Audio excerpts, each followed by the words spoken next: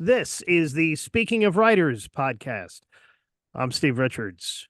The book is Shadow of Doubt. The author, Brad Thor, in a world shrouded in shadows, where doubt is the only weapon. Can one spy expose the truth?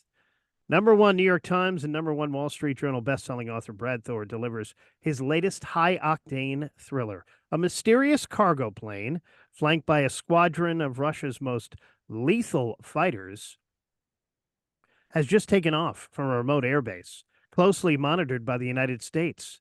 No one inside the Pentagon has any idea where it's going or what it's carrying. A high-level Russian defector, a walking vault of secrets that could shatter the West, seeks asylum in Norway.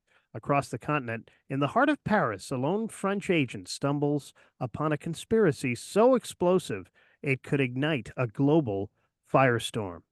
As alarm bells ring in Washington, the CIA's most lethal weapon, Scot Harvath, is forced to choose between his conscience and his country. You'll be left breathless as Harvath is swept into a whirlwind of double agents, international intrigue, and heart-stopping chases. Brad Thor is the number one New York Times bestselling author of now 24 thrillers. I'm happy to have Brad join me now here on Speaking of Writers. Brad, welcome to this program. It's great to be with you, Steve. Thanks for having me. So, where did the idea for this book come from? I understand it had something to do with a French spy scandal in the 60s. Yeah, so it's interesting. I thought I knew a lot about NATO. And one of the things that I did not know was NATO was originally headquartered in Paris. There was a building built a couple blocks behind the Arc de Triomphe in the shape of an A to represent the alliance. And de Gaulle wanted the French post-World War II to be on the same footing as the Brits and the Americans. And the Brits and the Americans said, not so fast. And it ticked de Gaulle off. And essentially, de Gaulle played hokey pokey with NATO, where he kept 1 foot in, 1 foot out. And it resulted in NATO going, up yours, de Gaulle. We're out of here. We're going to move the headquarters away from Paris. I mean, think about that. They built a building to house NATO, and NATO ended up ankling France and went to Brussels. And we pulled our air bases out of France. There was a whole bunch of consequences. And in fact, France didn't really fully come back into NATO until quite recently. So what was interesting was we had all this trouble with de Gaulle. And then during the Kennedy administration, there was a high-level Russian defector. Now, granted, I write modern spy thrillers, and this fascinated me. This really happened.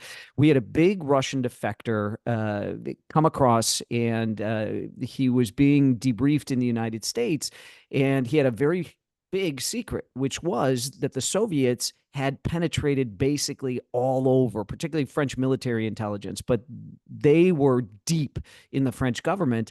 And one of the things that the Kremlin was very proud of was that they could lay their hands on any top secret NATO document within about 24 hours.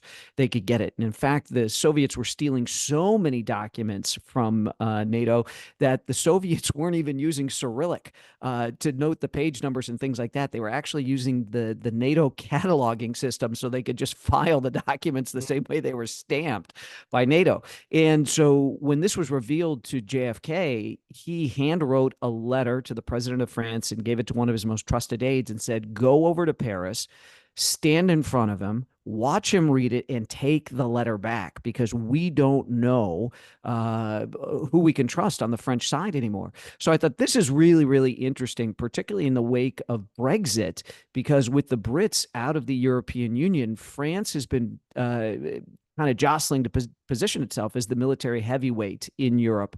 And there's a lot of stuff that the French have been doing against the Russians in Ukraine. I thought, okay, this would be neat to kind of dust this scandal off. And what would it look like today if the Russians said, wow, our biggest threat on the continent is starting to be the French. And if the Russians were able to infiltrate the French in present day the way they did in the 1960s. I thought that would be a really cool kind of a backdrop for a spy novel. And that's what I did with Shadow of Doubt. America's top spy and the former Navy SEAL is Scot Harvath. How did you create Scot originally?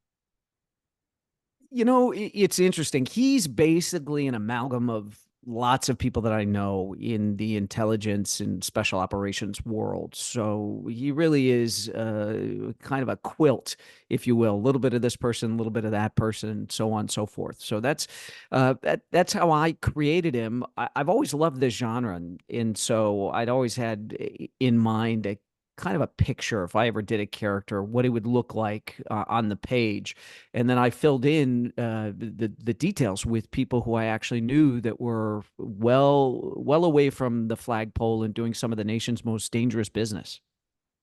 I know you enjoy the research process a lot. You've traveled the world.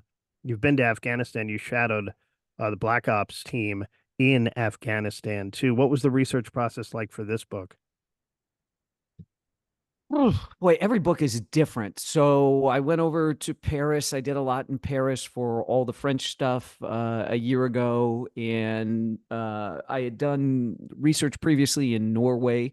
Oslo plays a big role in this, and it was funny. I wrote a book that was based in Norway called Black Ice a couple of summers ago, and it turned out to be a big favorite in the halls of power in Oslo. Norwegian politicians were reading the book and liked it a lot, and I got invited to the Norwegian ambassador's residence in Washington D.C.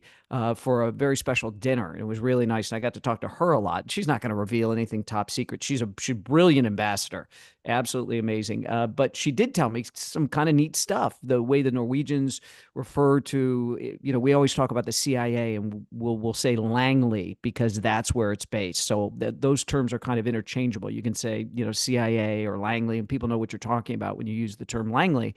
And the Norwegian equivalent is in this very wooded area outside Oslo, and it's referred to as the woods, which I thought was pretty cool. A lot of what I do, Steve, is spending time with people who are actively in the fields that I write about. I like to joke. It's not much of a joke if you look at my budget, but I buy a lot of pitchers of beer and a lot of steak dinners.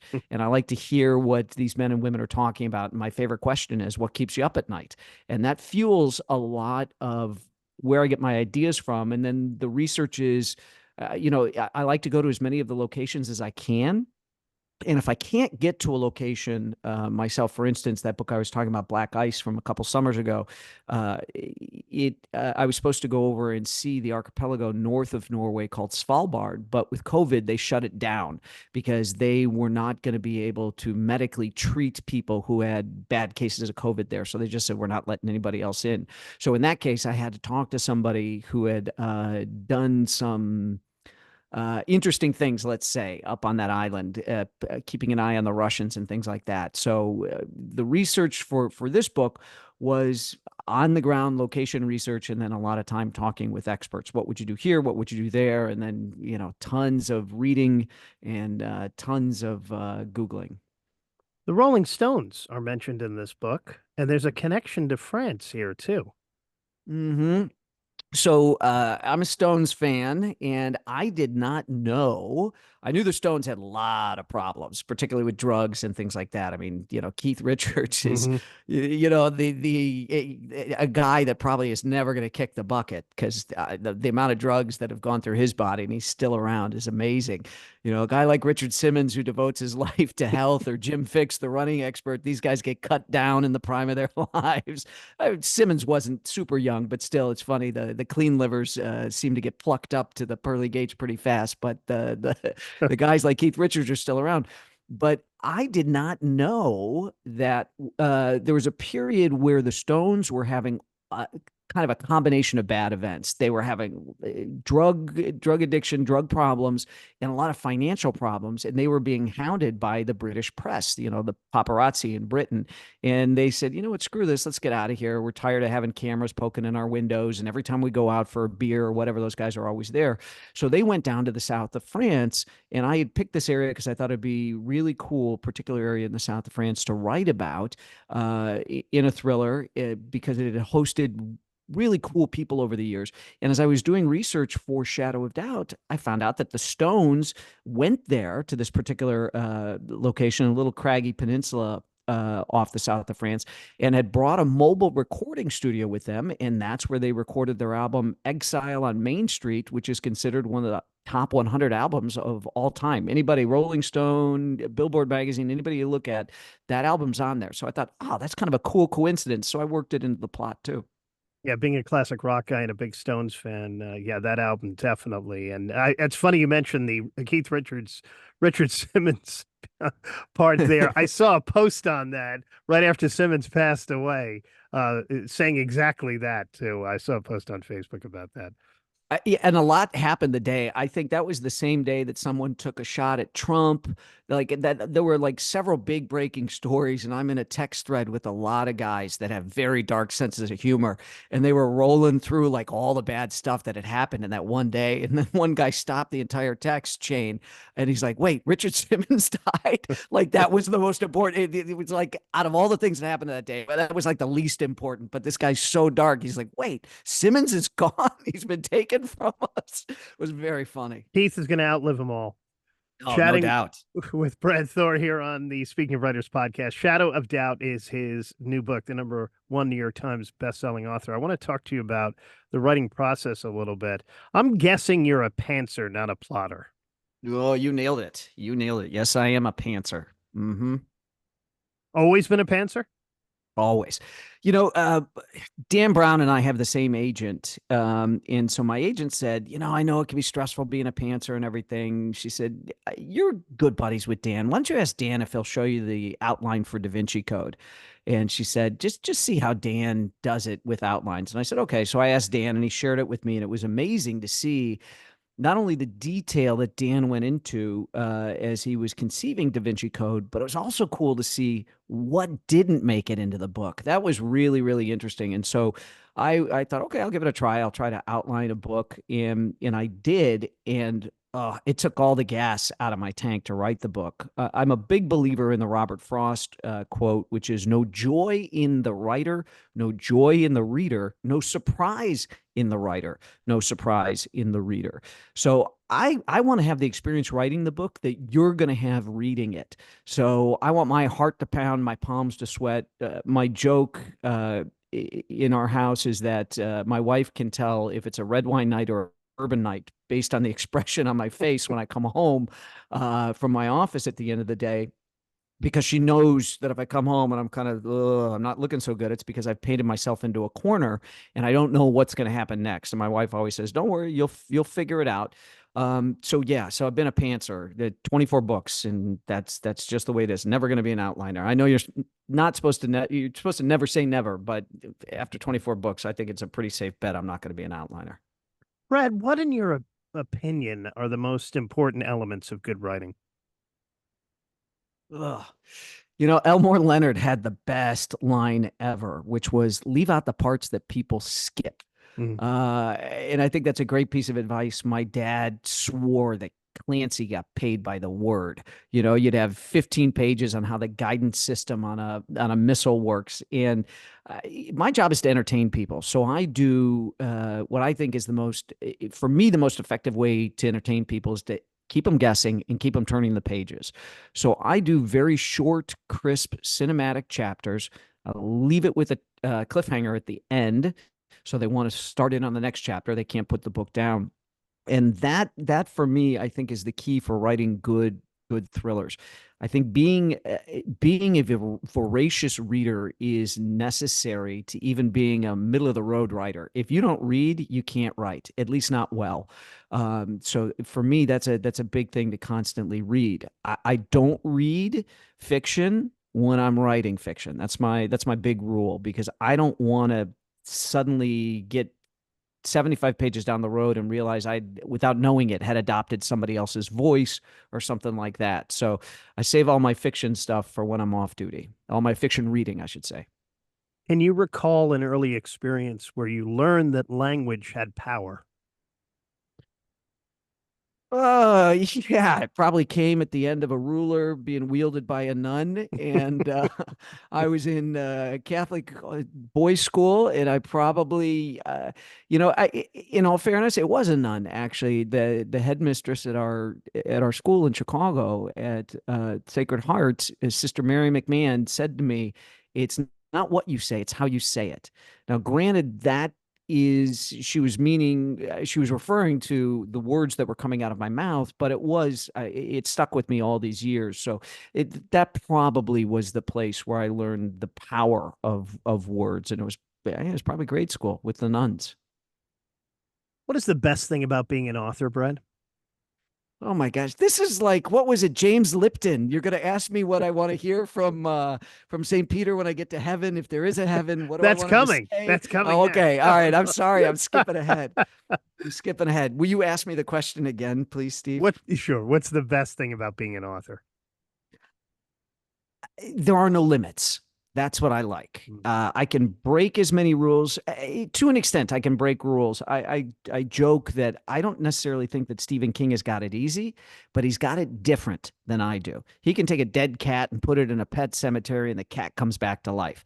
I can't give a Navy SEAL a ray gun and drop him into a spaceship and have him fly to outer space to kill aliens, because that's just not the world that I'm writing about. So I'm confined by the rules of the world that I'm writing in. So I'm writing about real spies, real Navy SEALs, or I'm fictionalizing those worlds. So there's a set of rules there.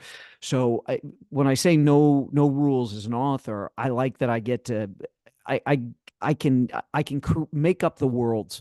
That's what I like, is that I have this ability, my job allows me to create out of thin air. I've heard it referred to as creating order out of chaos. That's what writers do. So I like that there's an infinite number of possibilities. One of the things that I do not do, I never do, and I always politely have to extract myself from it, is I will have reader. It doesn't happen all the time, but when readers ask me, why did this happen in the book, or why did that happen, I don't like to answer those questions, because it happened. It's done. It's on the page. It's what the muse inspired me to do. So the fact that I can come into my office every day and don't know what's going to happen, that to me is kind of a cool thing. It can be stressful. You sit in front of the computer and you don't know, how am I going to get the character out of that situation, that bourbon situation that I painted myself into the night before. But there's so much freedom and very few limits being an author. I think that's one of the best things about it. I'm not coming in and cranking the same widget with the same wrench every day for my 8-hour shift. Does writing energize you or exhaust you? It's a great question. Depends where I am in the process. Depends how close the deadline is. The closer the deadline is, it actually, you would think I would get exhausted. I actually get more energized, and I think that's just because I thrive under pressure. So it's not exhausting. It is energizing, but not all the time, if that makes sense. There are days where it's frustrating. I'm sitting looking at the blank screen and I get a couple of words and that's it. In fact, that's one of my favorite lines. I've heard it attributed to Truman Capote when he was on set, and one of his books was being turned into a movie, and I don't know if it was In Cold Blood or Breakfast at Tiffany's, and one of the actors wanted to change something in a scene, change some of the dialogue, and Capote looked at him and said, "Where were you when the page was blank?" And I totally can relate to that. So yeah, it depends on the day and where I am in the process, but it can be both. It can be energizing and it can be exhausting. And finally, Brad, what would you like readers to take away from Shadow of Doubt? You know what? A great thrill ride, a great white knuckle, edge of your seat ride. That is first and foremost what I'm in the business of. Uh, I have people say they love to read my books with their laptops open. Here, you and I talked about the Stones, right? And the fact that Exile in Main Street was done in this particular part of the south of France that's in Shadow of Doubt. Now, maybe you looked it up. Maybe you Googled it and said, "Oh my God, he's right. Thor didn't make that up. That actually is true." That's a little bit. If I give you that great white knuckle, edge of your seat thrill ride that I was talking about, if you close the book going, "Wow, that was awesome," boom, done my job as an author. But if you close it, having maybe Googled a couple things or looking them up afterwards, going, that was kind of interesting. I wonder if that's real. That to me is the value add. It's the icing on the cake. So those are primarily, I want you to have a great toes in the sand, book in the hand, beach read experience, fun thriller experience. That's the my number one goal. But number two of what I'd like you to take away from Shadow of Doubt, if I can reach for number two, it's that there were some things in there that you were like, wow, I didn't know that. I actually closed this book and I'm smarter for having read it. You can connect with Brad Thor on his website, bradthor.com. Also on Facebook at Brad Thor Official and on Instagram at Real Brad Thor. The book is Shadow of Doubt from the #1 New York Times bestselling author, Brad Thor. Brad, thank you so much for joining me. My pleasure. Thanks for having me, Steve. And this is the Speaking of Writers podcast.